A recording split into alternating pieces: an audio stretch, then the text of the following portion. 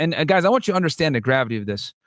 So he's born to one of the richest families outside of royalty in Saudi Arabia. His father builds a $5 billion, okay, at the time of his death, by the way, which in today's dollars is about $44 billion, construction company in Saudi Arabia, where they pretty much do a whole bunch of construction on behalf of the royal family. They win most of the contracts. His father dies. He inherits $25 million.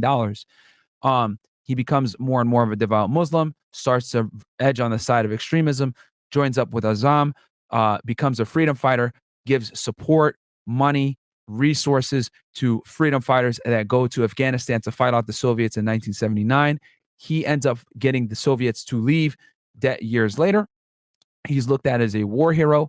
He is, loved in his home country of Saudi Arabia. He's loved by Muslims all over the world because him and other freedom fighters have fought off the powerful Soviets with the U.S. dollar and U.S. Help, by the way. So Saddam Hussein decides, let me go ahead and invade Kuwait.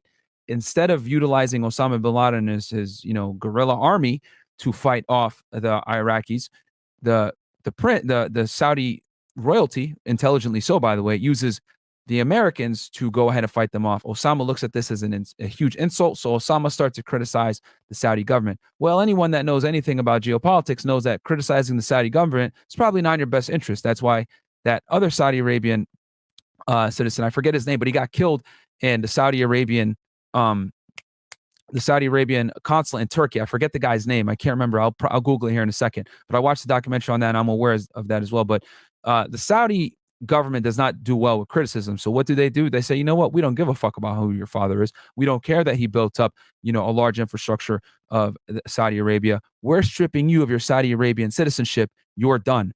And just so you guys know, by the way, and I know this because I have family that was born in Saudi Arabia, etc., it's extremely difficult to get Saudi Arabian citizenship.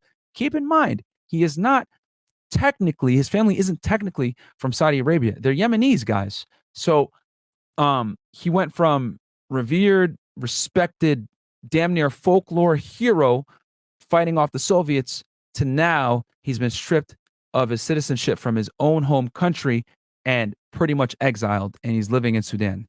So that show you guys the rise to prominence, and now what we're starting now is the descent.